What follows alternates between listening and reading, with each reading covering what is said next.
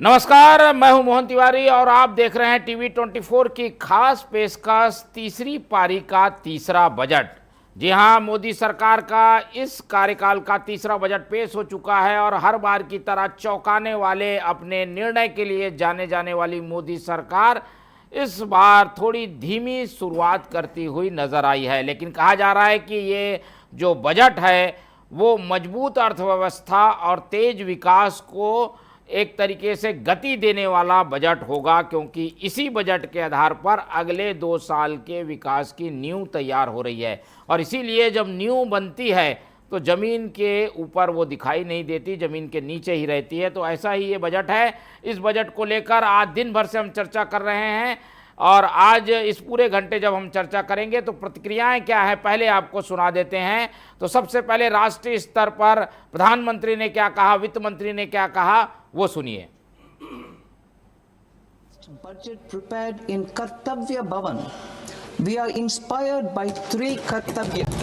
Our first Kartavya is to accelerate and sustain economic growth by enhancing productivity and competitiveness and building resilience to volatile global dynamics.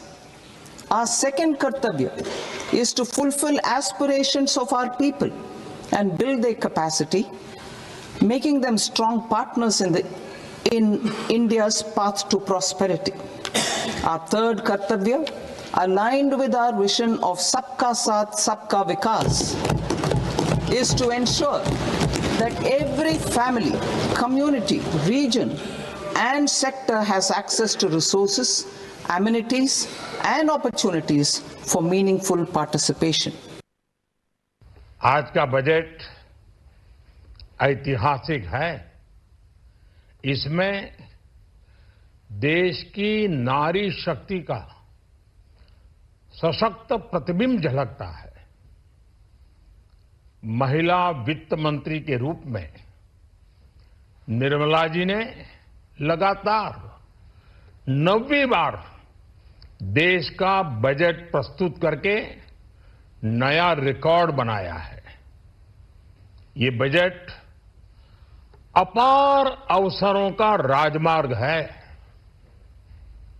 ये budget वर्तमान के सपनों को साकार करता है और भारत के उज्जवल भविष्य की नींव को सशक्त करता है। तो सुना आपने किस तरीके के संकेत इस बजट के बाद दिए प्रधानमंत्री ने, और इसमें उन्होंने इसी बात का उल्लेख किया कि ये जो बजट है वो विकसित भारत के लिए जो प्रयास हो रहे हैं उसे मजबूती देने वाला बजट है। और उसके बाद प्रदेश में प्रतिक्रियाओं का दौर चल निकला है और इसी कड़ी में सबसे पहले मध्य प्रदेश में बजट की प्रतिक्रियाओं को लेकर कांग्रेस और भाजपा आमने सामने रहे। क्या कुछ कहा मुख्यमंत्री ने, क्या प्रतिक्रिया आई कांग्रेस की मध्य प्रदेश से, वो भी सुनाते हैं आपको। ये विकसित भारत 2047 का बजट पेश है, जिसमें गरीब, युवा, अन्नदाता और महिलाओं पर विशेष फोकस किया गया। खास करके बजट लक्ष्य है वो लक्ष्य भारत को सशक्त भारत की तरफ ले जाने का है, जिसमें आर्थिक ग्रोथ को बढ़ावा दिया गया है। सभी वर्गों के साथ जनता के कल्याणकारी योजनाओं पर विशेष ध्यान दिया गया है। खासकर भारत को बायोफार्मा हब बनाने की दिशा में विनिर्माण क्षेत्रों के लिए रणनीतिक विकास की दृष्टि से पर्याप्त धनराशि का प्रबंधन किया गया है। रिसर्च एंड डेवलपमेंट के आधार पर एआई के सेक्टर का बड़ा पैमाने पर राज्य के देश के विकास के साथ में हमारा मध्य प्रदेश भी आगे बढ़ेगा, ऐसे मैं उम्मीद करता हूं। वस्त्र उद्योग के सेक्टर में रिफॉर्म करेंगे जिससे राज्यों को लाभ मिलेगा और ऐसे में विदेशी पर्यटकों को लाने के लिए 2% टैक्स की कमी करते हुए उनके लिए जो विशेष सौगात दी, जिसके आधार पर वैश्विक स्तर पर टूरिज्म के सेक्टर में भारत का स्थान और बढ़ेगा। सबने एक मुक्त कंठ से एक मत होकर के बजट की तारीफ की, ये आनंद का विषय है। मेरी अपनी ओर से बधाई। केंद्रीय बजट आया, केंद्रीय बजट के अंदर कोई किसानों के लिए नई बात नहीं। मध्य प्रदेश के किसान परेशान रहे, एमएसपी को लेके, मक्का को लेके। किसान अपना उत्पादन में जितनी लागत है उसके पैसे नहीं निकाल पाया। क्या बजट के अंदर ये स्पष्ट नहीं दिखा है कि यहाँ की एमएसपी के भाव में आप सोयाबीन, मक्का, अन्य चीजें आप खरीदेंगे? युवाओं को लेके जिस प्रकार से स्टार्टअप की बात है, स्टार्टअप की बात मोदी जी ने कई बार कही, लेकिन स्टार्टअप मध्य प्रदेश को नहीं मिले। मनरेगा को लेके 60-40 कर दिया। क्या प्रदेश के मजदूर पलायन कर लेते? तो उन लोगों के लिए आपने नहीं सोचा। इसी प्रकार जल जीवन मिशन को लेके बजट के अंदर कोई अतिरिक्त पैसा नहीं दिया। कैसे पानी पहुंचेगा? बड़े उद्योगपतियों के करोड़ों हजारों करोड़ के लोन माफ हो रहे, लेकिन आम व्यक्ति को जो नौकरी पेशा है उसके अंदर नहीं। लेकिन बड़े उद्योगपति के कर्ज माफ हो रहे, एक आम व्यक्ति के आप उसके अंदर टैक्स में आपने छूट नहीं दी। तो मैं तो आपने सुना मध्य प्रदेश से क्या प्रतिक्रिया है। कांग्रेस इस पूरी बजट की प्रक्रिया को और बजट के प्रावधानों को सिरे से खारिज कर रही है और कह रही है कि बजट में कुछ है नहीं। छत्तीसगढ़ में भी इसको लेकर काफ़ी हलचल रही और छत्तीसगढ़ से प्रतिक्रियाएं आई हैं, वो आपको सुनाते हैं। मुख्यमंत्री विष्णुदेव साय और कांग्रेस ने क्या कुछ कहा, आप सुनिए।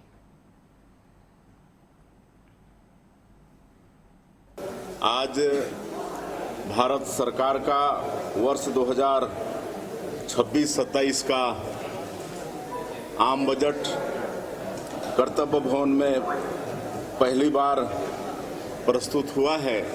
इस बजट में 3 कर्तव्य के तरफ विशेष फोकस किया गया है, जिसमें पहला है आर्थिक विकास और रोजगार बढ़ाना, दूसरा है जनता की आकांक्षाओं को पूरा करना और तीसरा है सबका साथ सबका विकास सुनिश्चित करना। और इस बजट में वित्त मंत्री जी ने देश के गरीब, किसान, युवा, महिला, मध्यम वर्ग और श्रमिक वर्गों के उत्थान के लिए विशेष उनका फोकस है। और इस बजट से हमारे छत्तीसगढ़ जैसे प्रदेश को बहुत ही लाभ होने वाला है। इस बजट में किसानों के लिए बहुत ध्यान दिया गया है। किसानों की आय कैसे बढ़े, खेती का व्यवसाय कैसे बढ़े और एआई के माध्यम से भी खेती कैसे बढ़े, इसलिए एआई पर भी फोकस किया गया है। बेहद निराशाजनक है। प्रतिगामी इसका असर दिखाई दे रहा है बजट का। न कृषि क्षेत्र में, न औद्योगिक क्षेत्र में, न ही रोजगार के क्षेत्र में, न ही मजदूरों के लिए कुछ भी नहीं है बजट में। और यही कारण है कि जो शेयर मार्केट है वो धड़ाम से गिर गया है, सब धराशायी हो चुका है। बेहद निराशाजनक है बजट। अभी अब ये है कि शराब महंगी हो गई है और मछली सस्ता हो गया है, तो इसका मतलब है अवैध शराब और बढ़ेगा छत्तीसगढ़ में। छत्तीसगढ़ को अडानी के लिए छोड़ दिया गया है। वो आएंगे, आते हैं प्रधानमंत्री, गृह मंत्री और अडानी के लिए जगह तैयार करके, बस यही बजट में दिखता है।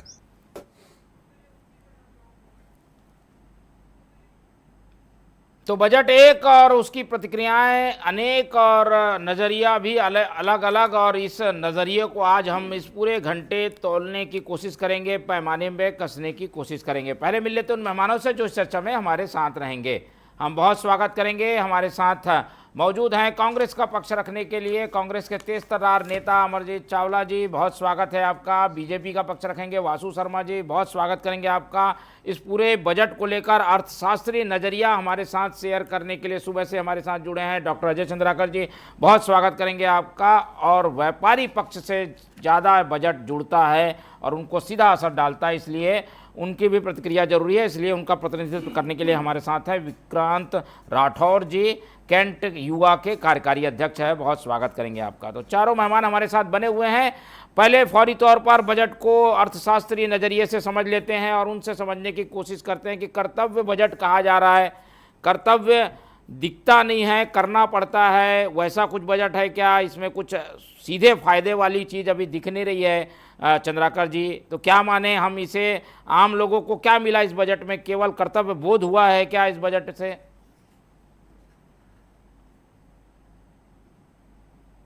जी चंद्राकर जी, शायद आप म्यूट हैं, म्यूट हटा लीजिएगा।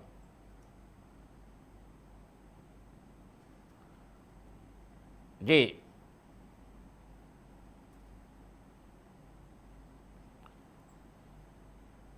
ठीक है जी।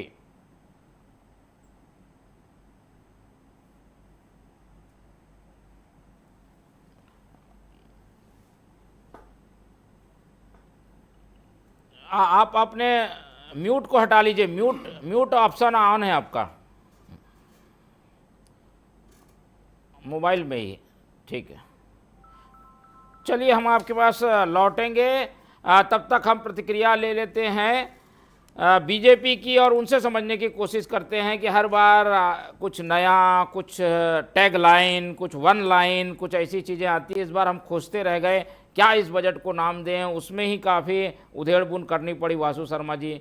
बजट से शेयर बाजार भी डाउन हुआ है, क्या समझा जाए इस बजट को लेकर? देखिए मोहन भैया, निश्चित रूप से आज निर्मला सीतारमण ने 9वीं बार बजट पेश किया है, तो देश की पहली महिला है जो लगातार 9वां बजट आज पेश किया है। जैसा कि उन्होंने कहा कि हम कर्तव्य नाम से फोकस इस बजट को रखे हैं। पहला कर्तव्य क्या है? पहला कर्तव्य उसमें दिखाया है उत्पादक ग्लोबल कम्युनिटी को बढ़ाकर आर्थिक विकास को और टिकाऊ बनाना। दूसरा कर्तव्य क्या है? जनता की आकांक्षाओं को पूरा करना, समृद्ध और मजबूत भागीदारी करना। तीसरा कर्तव्य सबका साथ सबका विकास साकार करना, ताकि हर क्षेत्र और समुदाय को अवसर मिले। और आप देखेंगे मोहन जी, लगातार भारतीय जनता पार्टी नरेंद्र मोदी जी की सरकार बनने के बाद निश्चित रूप से देश लगातार आगे बढ़ा है। किस प्रकार से हम देश के 11वें नंबर की अर्थव्यवस्था हुआ करते थे, वो आज 4थे नंबर की अर्थव्यवस्था है। हम 4 ट्रिलियन इकोनॉमी की तरफ लगातार तेजी से बढ़ रहे हैं। ये दिखा रहा है देश आगे बढ़ रहा है।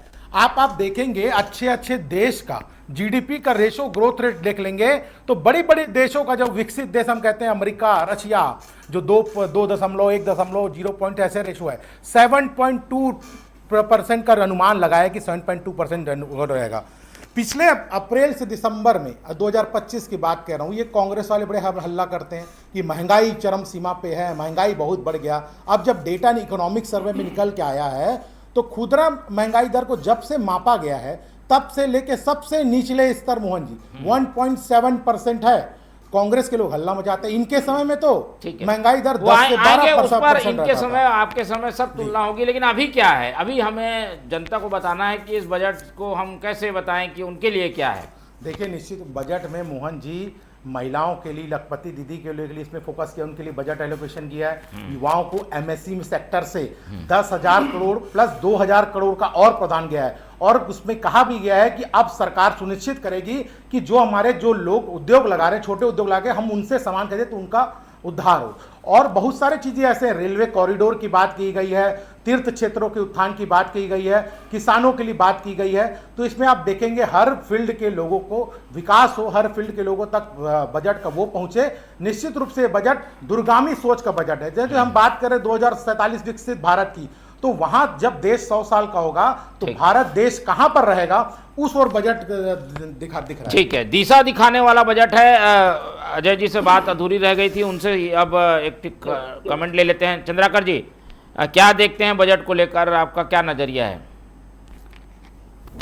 देखिए मोहन जी, वर्तमान परिदृश्य में जो अंतर्राष्ट्रीय स्तर पर चुनौतियां हैं और घरेलू स्तर पर, इसको देखते हुए सीतारमण जी एक अर्थशास्त्री के दृष्टिकोण से एक अनुशासित बजट रखने का प्रयास किए। मोहन जी, 100 रुपया जो हम कमाते हैं, उस 100 रुपए में करीब 11 पैसा डिफेंस में चला जाता है, प्याज में 20 पैसा चला जाता है। आपने कहा कि आम जनता के लिए क्या है, तो केंद्र सरकार की जो विभिन्न प्रकार की योजनाएं हैं, उसके लिए 17 पैसा खर्च हो जाता है। पेंशन के ऊपर, वेतन के ऊपर 2 पैसा खर्चा हो जाता है। इसी तरह से जो राज्यों को जो देना पड़ता है, राज्य सरकार को जो केंद्र सरकार उनका हिस्सा देती है, वो 22 पैसा है। अब सब्सिडी के ऊपर 6 पैसा। फाइनेंस कमीशन का जो रिकमेंडेशन है, उसमें अतिरिक्त 7 पैसा प्रदेश सरकारों को मिल जाता है और 6 पैसा केंद्र सरकार रखती है। तो रुपया का अवमूल्यन, इनकम टैक्स के कलेक्शन में कमी, जीएसटी के कलेक्शन में कमी, साथ ही साथ कह सकते हैं कि टैरिफ का अलग एक प्रेशर, और हमारा जो वो होता है जैसा करंट कह सकते हैं अकाउंट, करेंट अकाउंट में आयात और निर्यात का जो बड़ा गैप, इन सब दृष्टिकोणों को देखते हुए जो मतलब आर्थिक सर्वेक्षण में जो संकेत दिया गया था उसको इस बजट में रखने का प्रयास किया गया, जितना अच्छा हो सकता था अर्थशास्त्री के दृष्टिकोण से मैं कह रहा हूं। सीतारमण जी एक अनुशासित बजट रखने का प्रयास की, क्योंकि उनके पास गुंजाइश बहुत ही कम था मोहन। बिल्कुल ठीक है, तो एक संतुलित बजट देने की सीतारमण जी की कोशिश है और अब 9वीं बार वो पेश कर रही हैं, तो इस बात को समझते हैं कि बजट में कैसे चीज़ों को लाया जाए और कैसे लोगों तक उसका लाभ पहुंचाया जाए। कांग्रेस की प्रतिक्रिया भी सुन लेते हैं, क्योंकि कांग्रेस की प्रतिक्रियाएं कुछ ऐसी आ रही हैं जो कि सरकार को रास नहीं आएंगी, लेकिन तर्क क्या है वो समझते हैं चावला जी से। आलोचना तो खूब सुन ली, लेकिन क्या ऐसे पॉइंट हैं जो कि आप लोगों को लगता है कि बजट में होने थे लेकिन नहीं हो पाए? देखिए मोहन जी, आज परम पूज्य संत गुरु रविदास जी की जयंती है और इस पावन अवसर पर कम से कम रविदास जी का ही सम्मान करते हुए एससी वर्ग के लिए कोई माइलस्टोन योजना की घोषणा हो जाती तो शायद हम सब बहुत खुश होते। आपको ये समझना होगा कि जब आप बजट बनाते हैं तो बजट बनाने के पहले सबसे पहले मन में ये बात रहनी चाहिए कि 140 करोड़ का जो हमारा अपना देश है, इसमें अगर 10% लोगों की बात छोड़ दे तो जो 90% मतलब लगभग 126 करोड़ की जो जनता है, अगर हम राम राज्य की कल्पना करते हैं, ग्राम स्वराज की कल्पना करते हैं, महात्मा गांधी के देश की कल्पना करते हैं, तो बजट चरितार्थ तभी होता है जब गांव के अंतिम छोर पर बैठे हुए हर आदमी के चेहरे में मुस्कान आए। तो मेरी नजर में जब ये बजट प्रस्तुत हो रहा था, तो देखिए जब बजट प्रस्तुत हो रहा था बाजार में कोई उत्साह नहीं था, सेंसेक्स पूरी तरह धड़ाम से नीचे गिर गया, निफ्टी नीचे गिर गई, कोई उत्साह नहीं आया। संडे के दिन शेयर मार्केट नहीं खुलता, पर आज खुला था, एक उम्मीद थी, पर वो उम्मीद पूरी धराशायी हुई और शेयर मार्केट के हाल ने ही बता दिया कि ये बजट कैसा है। देखिए हमको बड़ी उम्मीद थी कि चलो ठीक है, पंजाब, केरल और बंगाल में तो इनकी सरकार नहीं है, तो ये एक गलत नजरिया वहां के लिए रखते, पर छत्तीसगढ़ में तो इनकी सरकार थी। छत्तीसगढ़ का 6 तक नहीं निकला और निर्मला सीतारमण जी के पास एक्सक्यूज कहने के लिए कोई बात इसलिए नहीं मैं मानता क्योंकि वो 9वीं बार फाइनेंस मिनिस्टर के रूप में बजट प्रस्तुत कर रही हैं और हर बार प्रधानमंत्री इस देश का एक ही रहा है। तो 2014 से लेकर आज तक के बजट में सबसे निराशाजनक बजट अगर कभी रहा है तो आज का बजट रहा है। और मैं बहुत दुखी हूं कि छत्तीसगढ़ राज्य जिसमें जल जंगल जमीन आपने सब कुछ अडानी को सौंप दिया, उस छत्तीसगढ़ राज्य के लिए आपने 1 रुपया भी घोषणा नहीं की, ऊपर से खनिज के और कोयले के और सीमेंट के दाम बढ़ाने का काम आपने किया। इससे साफ साफ समझ में आता है मोहन जी कि ये बजट में आम आदमी और किसान के लिए कुछ नहीं है। इस बजट को देखकर मुझे तो ऐसा लगा कि मोदी सरकार के लिए विकसित भारत का मतलब विकसित अडानी और आत्मनिर्भर भारत की जगह अडानी निर्मित भारत की परिकल्पना है, उसका पूरा पूरा परिपालन करते हुए आज मुझे निर्मला सीतारमण दिखी। मैं इस बजट से आज बहुत ही हतोत्साहित हूं, बहुत ही दुखी हूं और चूंकि मैं छत्तीसगढ़ में रहता हूं इसलिए छत्तीसगढ़ को लेकर मुझे बिल्कुल भी यह उम्मीद नहीं थी कि भारतीय जनता पार्टी की सरकार होने के बावजूद अडानी को सब कुछ सौंपने के बावजूद अभी तो छत्तीसगढ़ का बजट आना नहीं की। अभी तो छत्तीसगढ़ का बजट आना शेष है, ये तो देश का बजट था, इसमें छत्तीसगढ़ के लिए ज्यादा क्या हो सकता था वो हम अभी समझेंगे अजय चंद्राकर जी से। लेकिन पहले व्यापारियों की भी प्रतिक्रिया जरूरी है। विक्रांत जी, व्यापारियों के नजरिए से क्या है? कहा जा रहा है कि मजबूत होगी अर्थव्यवस्था, क्या ऐसा सही है क्या? देखिए मोहन जी, सबसे पहले तो आपका बहुत बहुत धन्यवाद, आपने इस डिबेट के लिए मुझे बुलाया। ये अगर बजट आप देखा जाए तो ये पूर्ण रूप से 2047 के विकसित भारत का बजट इसमें प्रस्तुत किया गया है। और अगर देश की अपने भारतवर्ष की जो तीसरी महाशक्ति बनने की ओर अग्रसर है 2047 के लिए, तो किसी भी देश के लिए सबसे पहले ज़रूरी रहता है कि स्वास्थ्य, शिक्षा, रोजगार और उसमें उद्योगपतियों का उद्योग का भी बहुत ज़्यादा उसमें हाथ रहता है देश को बढ़ाने के लिए। तो इस बजट में तो अगर देखा जाए तो इन चारों चीज़ों पर अच्छा ध्यान दिया गया है। और अगर छत्तीसगढ़ के नज़रिए से मैं देखा जाऊं, उद्योग जगत के नज़रिए से, तो केंद्र सरकार के द्वारा जो आज बजट पेश किया गया है उसमें इस्पात और सीमेंट को एक बहुत अच्छा महत्व दिया गया है और खनिज को। तो छत्तीसगढ़ जो है वो इस्पात के लिए भी जाना जाता है, खनिज के लिए भी, और सीमेंट की फैक्ट्रियां भी यहाँ बहुत ज़्यादा है, बढ़ेंगी इनके बिल्कुल इसमें बहुत अच्छा बढ़ेगा। व्यापार व्यवस्था व्यवसाय बहुत अच्छा बढ़ेगा।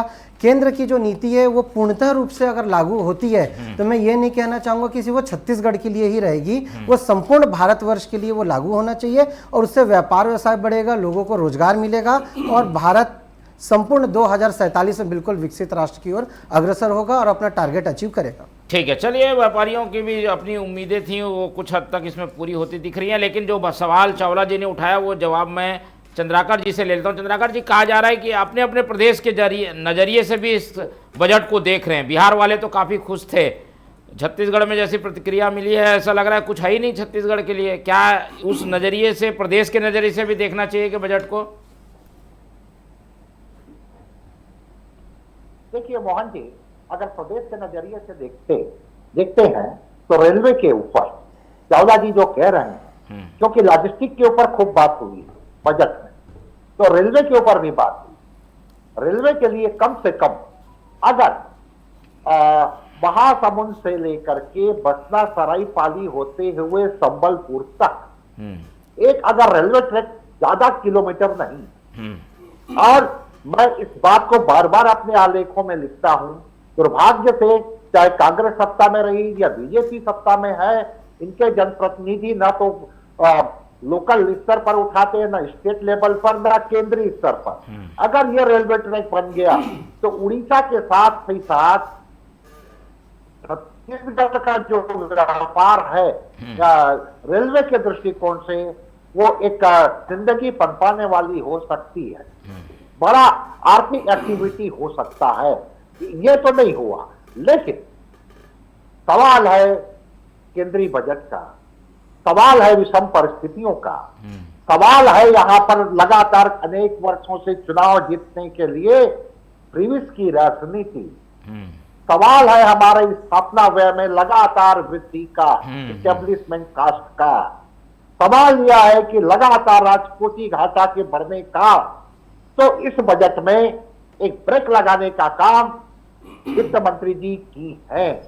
और एक और बड़ी समस्या जो इस बजट में दिखाई दी, और ये केंद्र सरकारों के लिए भी और राज्य सरकारों के लिए भी आगामी जो बजट आएगा उनका, ये बजट में जो लोकेशन करते हैं फंड का, उसमें से 7%, 8%, 10% वो खर्च नहीं हो पाता, जिसके कारण से अभी जो बजट प्रस्तुत किया गया है उसमें पुराना जो बचत है उसको भी जोड़ दिया गया है। हाँ। तो कहीं पर यह वृद्धि दिखाई दे रहा है।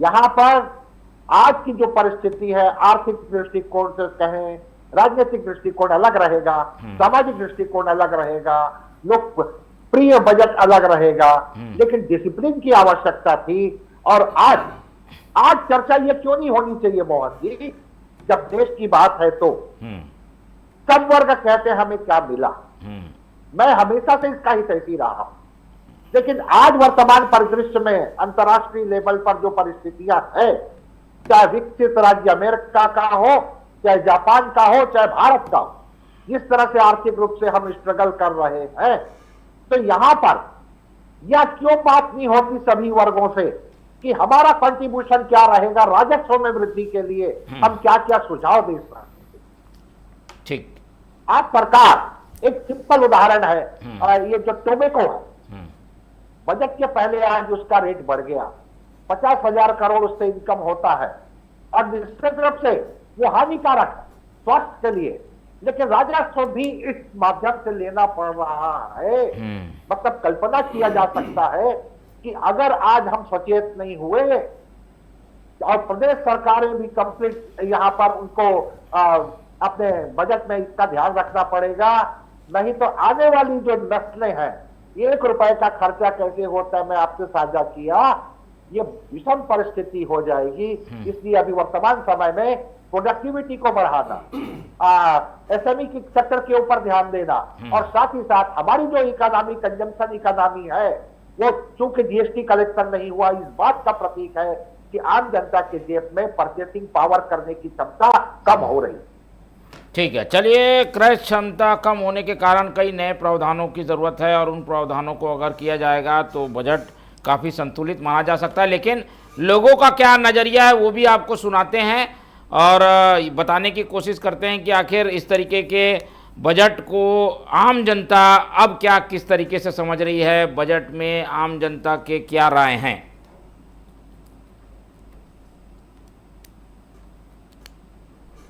ठीक है, चलिए तो हम कुछ देर बाद हम लोगों की राय भी सुनेंगे, लेकिन अभी चलते हैं चावला जी की ओर और उनसे समझने की कोशिश करते हैं। सुझाव अगर देने की बात आती है चावला जी, तो क्या सुझाव रहेंगे आपके, क्या चीज़ें होनी थी, या कांग्रेस एक सुझाव के रूप में अगर मोड में आती है तो क्या देखना चाहती थी जो नहीं है इस बजट में? देखिए मोहन जी, सुझाव तो हम ये देना चाहते हैं कि मैंने जैसे कि पहले भी कहा कि 126 करोड़ लोगों के लिए योजनाओं को बनाना चाहिए। भाई देखिए, जैसे आज सबको मालूम है कि आयुष्मान कार्ड की स्थिति क्या है, उसके पैसे का भुगतान नहीं होता, गरीब आदमी का इलाज होता नहीं है।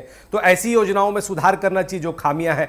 एम्स जैसे हॉस्पिटल हर संभाग मुख्यालय में एक एक खुलने की घोषणा होती तो शायद आज सबके चेहरे में मुस्कान होती। डीकेएस सुपर स्पेशलिटी जैसा हॉस्पिटल अगर हर जिला मुख्यालय में खुलने की बात होती तो शायद आज सबके चेहरे में मुस्कुराहट होती। शिक्षा का बजट अगर बनाया जाता, हॉस्पिटल और शिक्षा का निजीकरण कम करके सरकारी योजनाओं को ज्यादा मजबूत किया जाता तो शायद सबके चेहरे में मुस्कुराहट होती। जब आज ये बजट प्रस्तुत हुआ तो मोहन जी शुरू में तो समझ ही नहीं आया कि ये इन्वेस्टर का बजट है, कि ये ट्रेडर्स का बजट है, कि ये मिडिल क्लास का बजट है, कि ये किसान का बजट है, कि मजदूर का बजट है, कि युवा का बजट है, कि महिला का बजट है। नई जॉब क्रिएशन के लिए कोई योजना मिडिल क्लास, महिला, युवा, गरीब, किसान, छात्र, मजदूर के लिए कोई घोषणा की ही नहीं। ठीक है, सुन लेते हैं किसका बजट है ये, किस चीज का बजट है वासु जी? के कहा जाता है ना एक वर्ग को समर्पित है। देखिए, कांग्रेस के साथ दिक्कत यही है, ये बजट को लगता है पूरा पढ़े नहीं है। बजट अगर पढ़ लेते तो इस टाइप की बात नहीं करते। सारे जो ये कह रहे हैं, महिलाओं के लिए कहा है, लखपति दीदी बनाने के लिए उनके लिए एलोकेशन, बजट एलोकेशन किया गया है। युवाओं के लिए मैंने पहले कहा एमएससी सेक्टर के लिए बात कही गई है, और बहुत सारी चीजें हैं। अगर पूरा डिटेल जाएंगे मोहन जी तो पता लगेगा कि सारे वर्गों के लिए इसमें ध्यान रखा गया है। अब रेल, ये कह रहे हैं छत्तीसगढ़ को क्या मिला, तो अगर छत्तीसगढ़ में रेल कॉरिडोर गुजरेगा तो छत्तीसगढ़ के लोगों को लाभ नहीं होगा। छत्तीसगढ़ के किसानों को किसान सम्मान निधि मिलता है कि नहीं मिलता है? महिलाओं को अगर छत्तीसगढ़ केंद्र सरकार कुछ देती है तो मिलता है कि नहीं मिलता? महिलाओं को एलपीजी सिलेंडर मिल रहा है कि मिल रहा है केंद्र सरकार की तरफ से?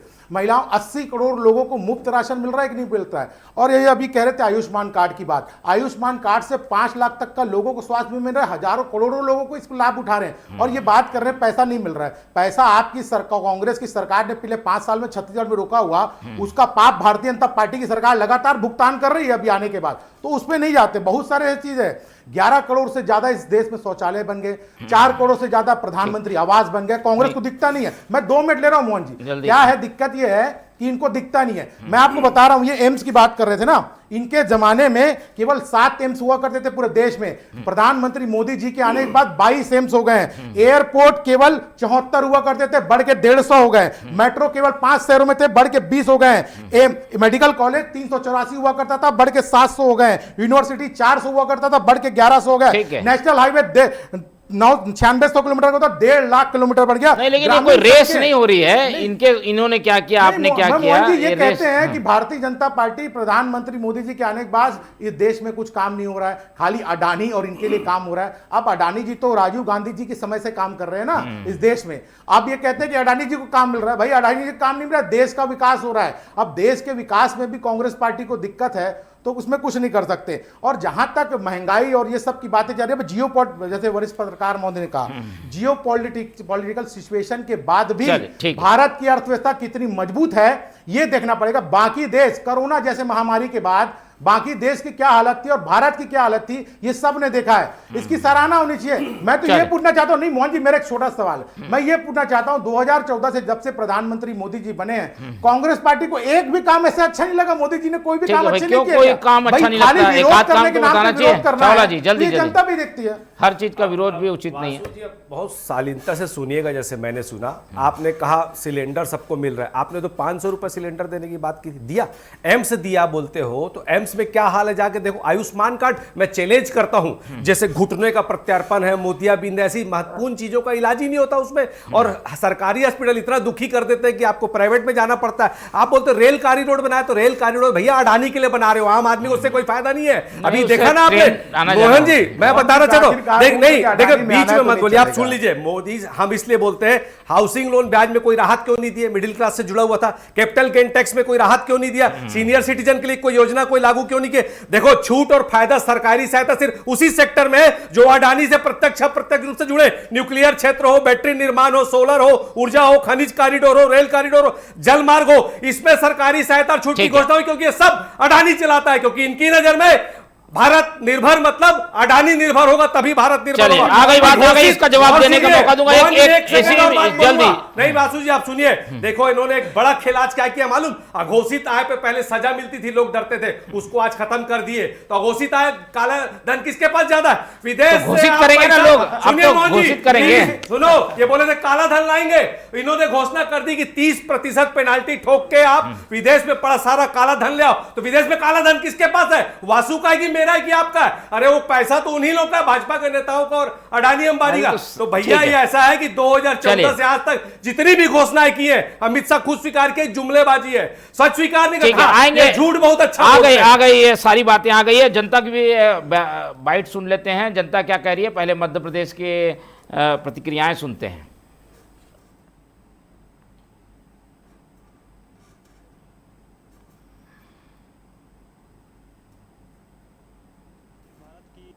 आपने देखा कि बजट हमारे आने वाले भविष्य के लिए, सुनहरे भविष्य के लिए, विकसित भारत की ओर बढ़ते कदम का बजट है। दवाइयाँ सस्ती हुई है, कैंसर की दवाइयाँ सस्ती हुई है, सीएनजी सस्ते हुए हैं। ऐसे किसानों के हित में रखा गया है। इस विशेष का इनका प्रावधान है, युवाओं के लिए विशेष प्रावधान है, महतारियों के लिए प्रावधान है।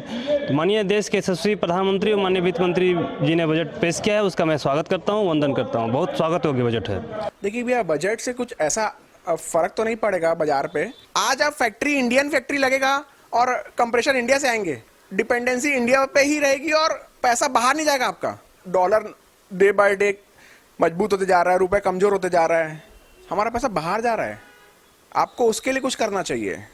अभी जो बजट पेश किया गया है भारत सरकार के द्वारा, वो बजट आम जनता के लिए झुनझुना है। आज किसानों का इसमें कुछ भी नहीं है, युवाओं के लिए कुछ भी नहीं है, महिलाओं के लिए कुछ भी नहीं है। ये सारी योजनाएं उनकी कागज़ों पे चल रही है, धरातल पे कुछ भी नहीं है। जो भी बजट है वो सिर्फ खाना पूर्ति किया जा रहा है। जनता के लिए तो डेफिनेटली अगर हम नेट देखें तो बहुत ही अच्छा रहेगा, क्योंकि जिस तरह से गवर्नमेंट का लॉन्ग टर्म फोकस है इंडस्ट्रीज पे, एआई पे, मैन्युफैक्चरिंग सेक्टर्स पे, तो ये दूरदर्शी बजट है।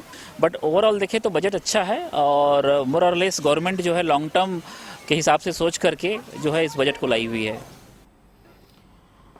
चलिए, ओवरऑल बजट को लेकर प्रतिक्रियाएं हमने छत्तीसगढ़ की सुना दी हैं। आएंगे मध्य प्रदेश की ओर भी, लेकिन पहले हम उसके पहले सुन लेते हैं विक्रांत जी की टिप्पणी। विक्रांत जी, ये बातें बार बार आती हैं कि कुछ चीज़ें सस्ता हो नहीं रही और हो वो चीज़ रही है जो कि आम लोगों के पहुंच से दूर चीज़ है, यानी कि वो लोग जो कि हाई क्लास के लोग हैं उनके लिए सब कुछ ठीक हो रहा है, मिडिल क्लास के लिए कुछ ध्यान नहीं दिया गया। ये बात बिल्कुल सत्य है कि हाई वालों को बहुत अच्छा एडवांटेज मिलता है, लो क्लास वालों को सरकारी सुविधाएं मिलती है, मगर मिडिल क्लास के लिए जो सबसे बड़े टैक्स पेयर है, अगर आज की डेट में देखा जाए तो उनके लिए बजट में कोई प्रावधान वैसा नहीं दिखाई दे रहा है। और उस मिडिल क्लास में चाहे वो व्यापारी भी आए, चाहे सरकारी कर्मचारी भी आए या जो भी आए, बट मिडिल क्लास के लिए ध्यान में रखते हुए बजट में प्रावधान होना चाहिए कि उनकी आय के स्रोत को आप कैसे बढ़ा सके। नहीं, 6 महीने पहले जो जीएसटी कम हुई है 2.0 जी, उसका नहीं, उसका बहुत फर्क पड़ा है मार्केट का। जीएसटी 2.0 से मार्केट में बहुत अच्छा एक बदलाव आया है, व्यापार व्यवसाय में भी बहुत उन्नति हुई है। और जिस तरीके से एक मार्केट में कोलैप्स आया था वो थोड़ा सा ऊंचा सा हाई गया है 2.0 के कारण। तो ये अगर आप 2.0 के बाद का जीएसटी जो निकला है, उसके बाद का जो बजट देखा जाए, ये दोनों के बीच की जो स्थिति है, अगर उस स्थिति को केंद्र सरकार को और बेहतर करना है तो उनको अपनी व्यापारिक नीति, व्यावसायिक नीति बहुत अच्छी लानी पड़ेगी, जिससे बजट में भी उनको चीज़ें अच्छी मिले और मध्यम वर्गीय परिवार को और अच्छा काम मिले। ठीक है, तो ज़्यादा स्पेस इस बार था नहीं शायद, इसलिए कुछ ज़्यादा छूट मिली नहीं है, ये वजह मानते हैं क्या आप? स्पेस जैसा समझ लीजिए कि मध्यम वर्गीय या व्यापार व्यवसाय के हिसाब से दिया जाए कि पिछले बजट में केंद्र सरकार के द्वारा इतनी ज़्यादा अधिक घोषणाएं कर दी गई थी कि मेरे हिसाब से इस बजट में अब अधिक वो घोषणा करना उनके लिए बिल्कुल ये लागू ही नहीं होता था कि हम क्या करें और क्या ना करें। तो ये जो बजट अभी आया गया है, अगर देखा जाए तो ये मध्य बजट है, और मेन बजट अगर आप देखा जाए तो 1 अप्रैल 2026 से जो चालू होगा उसमें आपको पूरी स्थिति पता चलेगी कि ये बजट मध्यम वर्ग के लिए, व्यापार व्यवसाय के लिए, विदेशी नीति के लिए और भारतवर्ष को 2047 में विकसित भारत बताने के लिए कितना उपयोगी रहेगा, इसका आपको 1 अप्रैल से तो ये बजट लागू हो जाएगा। 1 अप्रैल से ही लागू होगा ये बजट। तो ठीक है चंद्राकर जी, जैसा कि चावला जी भी कह रहे थे, व्यापारी वर्ग से भी प्रतिक्रिया आई हैं, कुल मिलाकर हम इस बजट के बाद कुछ और बीच में कुछ और आता हुआ देखेंगे क्या, कि कुछ चीज़ें डाउन हैं उन्हें बढ़ाने के लिए कुछ और निर्णय भी इसमें ऐड हो जाएंगे बाद में, जैसे कि GST 2.0 लाया था सरकार ने?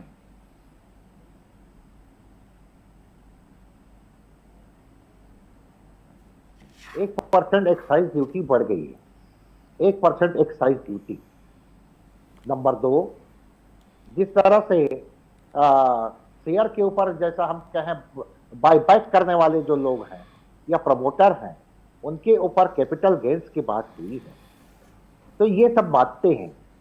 देखिए, मूल कारण है हमारे यहाँ का मैन्युफैक्चरिंग जो है, जो 2014 में 17% उनका कंट्रीब्यूशन होता था, आज वो करीब करीब 13.8% पर है। तो मैन्युफैक्चरिंग सेक्टर के ऊपर मेक इन इंडिया जो आया, मैं यहां शेयर करना चाहूंगा, नेता प्रतिपक्ष राहुल गांधी जी भी इसकी तारीफ की है, लेकिन वो प्रश्न उठाए थे कि इसका क्रियान्वयन जैसे होना चाहिए वो नहीं हो पाया। अब मेक इन इंडिया की बात है, हमारी जो इकोनॉमी कंजम्पशन की हो गई है, सर्विस सेक्टर के ऊपर ज्यादा हो गई है।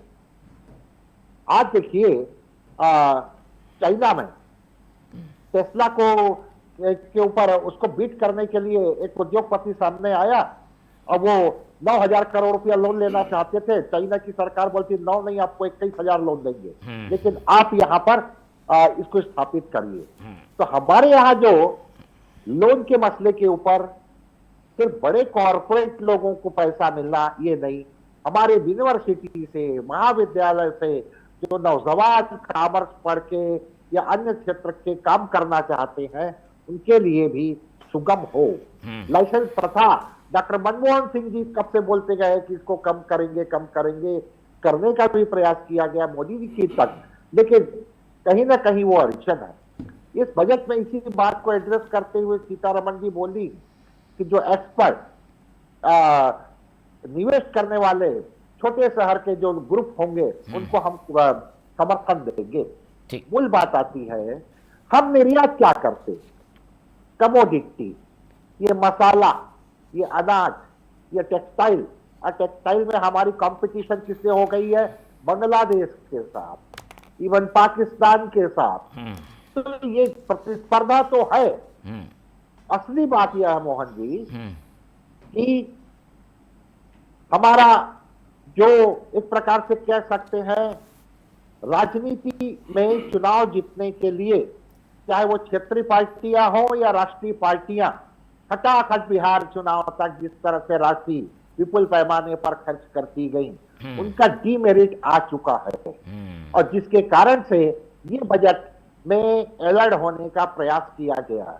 ठीक है, न्यू टैक्स रिजिम में कुछ निश्चित रूप से उसको आगे बढ़ा रही हैं सीतारमण जी, तो उसमें कुछ और प्रावधान होना था, क्योंकि यहाँ पर अभी व्यापार जगत के हमारे मित्र बैठे हैं, 24 लाख रुपया साल भर में वो काम करेगा, वो तो बहुत कम राशि है, और 30% इनको टैक्स देना है।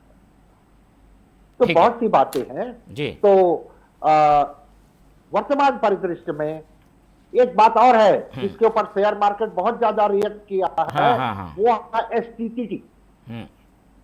इसको जिस तरह से 0.5 कर दिया गया 2 से, इसका मतलब यह है कि राजस्व में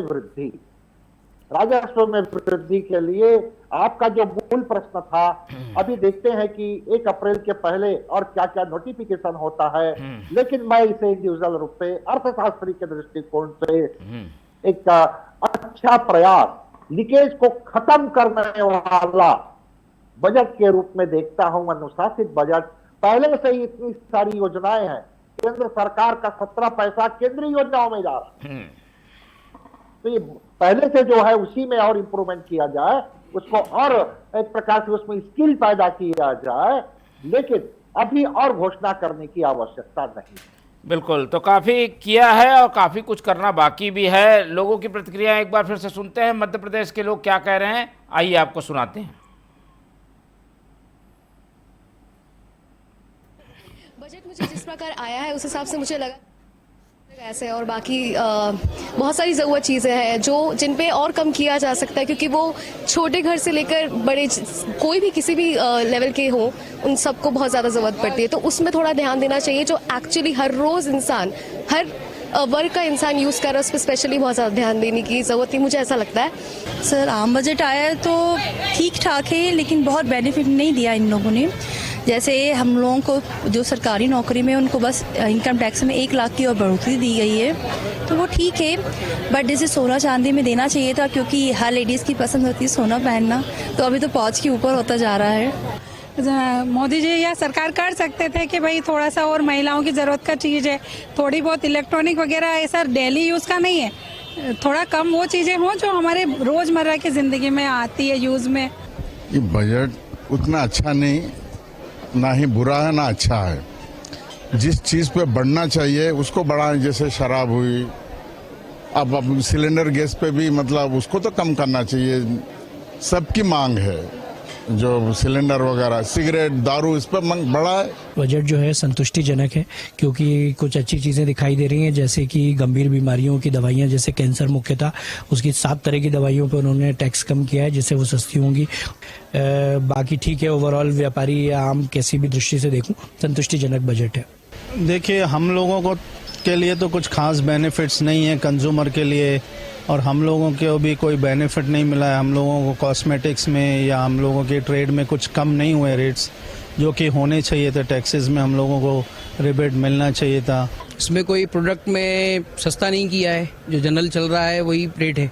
बाकी लग्जरी आइटम पे जो कम की है, कार, एसी, सोलर पैनल, वो तो आम जनता से बाहर ही है अभी। तो बजट पे जो है आइटम, जो यूज़फुल आइटम है, उस पर रेट कम करना चाहिए।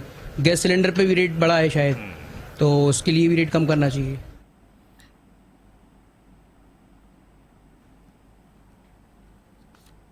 तो तीनों पक्षों को सुनने के बाद हम वासु जी से ही एक फाइनल कमेंट ले लेते हैं, क्योंकि व्यापारी भी कह रहे हैं, आम जनता की बाइट भी है, और विपक्ष तो लगातार कह ही रहा है कि बजट में और कुछ चीज़ें हैं जिन पर ध्यान देना चाहिए। क्या वो ध्यान नहीं दिया गया, आने वाले समय में ध्यान दिया जाएगा?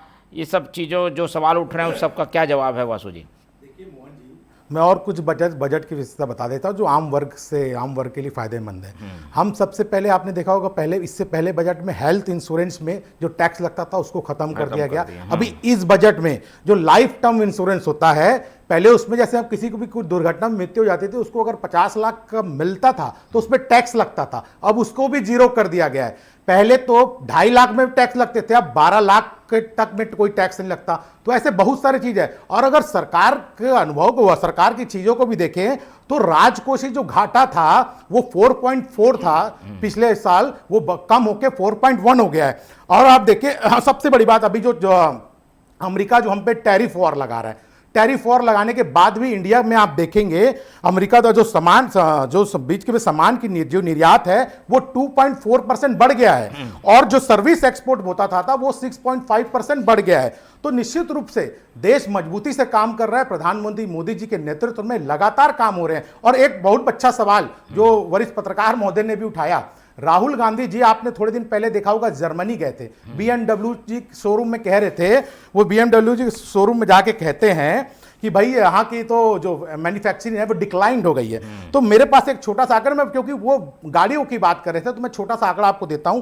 पैसेंजर व्हीकल जो कांग्रेस के समय 2014 में 4.9% था, वो बढ़ के 17.9% हो गया है। अगर 2 व्हीलर की बात करूं, 9.12% था, वो बढ़ के 20.29% हो गया है। तो राहुल गांधी जी जो भ्रम और विदेशों में जाके तो देश को बदनाम करते हैं ना, तो उनको देखना चाहिए, देश के आंकड़े बता रहे हैं कि आपसे अच्छी स्थिति में ये देश काम कर रहा है। तो देश के बाहर जाके कम से कम देश का विरोध मत करो।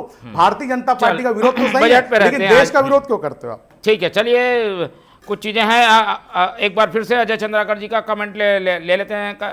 चंद्राकर जी, ये जो बातें बार बार आती है कि भाई संतुलित है, तो संतुलित करने की चक्कर में कहीं कुछ लोग छूट तो नहीं गए हैं जिनको शामिल करना था? आप ऐसा देखते हैं क्या बजट में? देखिए मोहन जी, यह तो विकास निरंतर प्रक्रिया है, रिक्वायरमेंट तो हमेशा रहेगी। चाहे सामाजिक सेक्टर की बात करें, आप देखिए स्वतंत्रता से लेकर के आज तक सामाजिक सेक्टर के ऊपर जो काम किया गया, जैसे जैसे हमारे बजट का साइज बढ़ता गया, डॉक्टर मनमोहन सिंह जी भी अपने समय उस जमाने में 75,000 करोड़ रुपया किसानों का ऋण माफ कर दिए, या यहाँ पर 2100 रुपया में छत्तीसगढ़ की शासन खरीद रही है। तो ये तो विकास की प्रक्रिया में रिक्वायरमेंट तो रहती है। मूल बात यह है मान कि जो एक तरफ है हमारा एग्रीकल्चर का इकोनॉमी, दूसरी तरफ है हमारा कॉर्पोरेट जगत, तीसरे तरफ है हमारा मैन्युफैक्चरिंग, चौथे तरफ है कोर सेक्टर, पांचवें तरफ है हमारा सर्विस सेक्टर। इन सब के बीच में देखिए रुपया का जो अवमूल्यन हो रहा है, अभी इस बजट को लागू होने में 2 महीना है, 1 रुपया अगर गिरता है तो 70,000 करोड़ रुपए का प्रभाव पड़ता है इकोनॉमी में। हमारे ही देश के कई ऐसे राज्य हैं जिनका बजट ही 70,000 करोड़ नहीं है मोहन जी। और इसमें सीतारमन जी जो आज बजट प्रस्तुत की है वो दुर्गामी इसलिए है क्योंकि अगर 1 रुपया और अवमूल्यन हो गया तो शॉर्ट टर्म नहीं, मिडिल टर्म में इन्फ्लेशन बहुत दिखाई देगा। इसलिए ये जो केंद्र सरकार की योजनाओं को यथावत रखा गया है और साथ ही साथ नई घोषणा नहीं की गई है, इसलिए यह स्मार्ट और डिसिप्लिन बजट माना जाएगा। ठीक है, काफ़ी अनुशासन का पालन हो रहा है। तो जब अनुशासन लागू किया जाता है तो कुछ लोग इससे नाराज भी होते हैं। अमरजीत जी, समय कम है, 1 मिनट में अपनी बात कर दीजिए कि कई अनुशासन भी जरूरी है, वित्तीय अनुशासन के लिए ही इस तरह का बजट पेश किया गया है। सब कुछ ठीक है, आज अच्छा ना हो और अपन भविष्य की बात करते रहें, यही चाहते हैं। सच्चाई ये है कि जैसे 11 साल इसके लिए प्लानिंग भी तो करनी मोहन जी सुनिए, 11 साल जनता को जीएसटी के नाम से लूटने वाले लोग 11 साल के बाद रिफॉर्म किए और उसका त्योहार मना रहे थे। यही भारतीय जनता पार्टी की असली सच्चाई है। इनकी 2014 से लेकर सिर्फ एक ही उपलब्धि है कि टैक्स आतंकवाद के नाम से इन्होंने बच्चे के पैदा होने से लेकर मरने तक उस पर टैक्स लगा दिया। आज रुपया इतना कमजोर हो रहा है, उस पर कोई बात ही नहीं हुई। एजुकेशनल बजट कम कर दिया, उस पर कोई बात ही नहीं हुई। डिफेंस बजट कम कर दिया, उस पर बात ही नहीं हुई। 90,000 से ज्यादा सरकारी स्कूल बंद हो गए, उस पर बात ही नहीं हो रही। हिंदुस्तान में पर कैपिटल इनकम $3,000 है और अमेरिका की $90,000 और यूके की $60,000 और हम कंपटीशन पाकिस्तान और बांग्लादेश से कर रहे। शर्म आनी चाहिए। 14 से लेकर आज तक जितनी भी घोषणा की है सब में फेले, चाहे मेक इन इंडिया हो, स्किल इंडिया हो, स्वच्छता मिशन हो, नमामि गंगे मिशन हो, बेटी बचाओ बेटी पढ़ाओ हो, महंगाई कम करेंगे बोले, काला धन वापिस लाएंगे बोले, रुपया गिरने के मामले में बोले, 2023 तक बुलेट ट्रेन की बात करें, किसानों की आय दुगनी की बात किए, 2 करोड़ रोजगार देने की बात किए, 15 लाख देने का वादा किए, 1 नेशन 1 टैक्स का बात किए, आतंकवाद के मुद्दे पर फेल, विदेश नीति के मामले पर फेल, रिपब्लिक के मामले में फेल, मामले पर फेल। आज तक मोदी जी प्रेस कॉन्फ्रेंस तक नहीं ले पाए। झूठ का पुलिंदा है। हाँ, तो जवाब भी तो सुनिए। ये झूठ बहुत अच्छे से बोलते हैं, यही इनकी उपलब्धि है। बस बोल रहे हैं रुपया गिर जाता है तो देश का विकास रुक जाता है। तो मैं आपके पास 2 उदाहरण रखता हूं क्योंकि मैं पढ़ के आया हूं, देख के आया हूं। भाई जापान की करेंसी तो क्या है, जापान की करेंसी भी तो कमजोर है। उसके बाद क्या जापान देश विकास नहीं कर रहा है।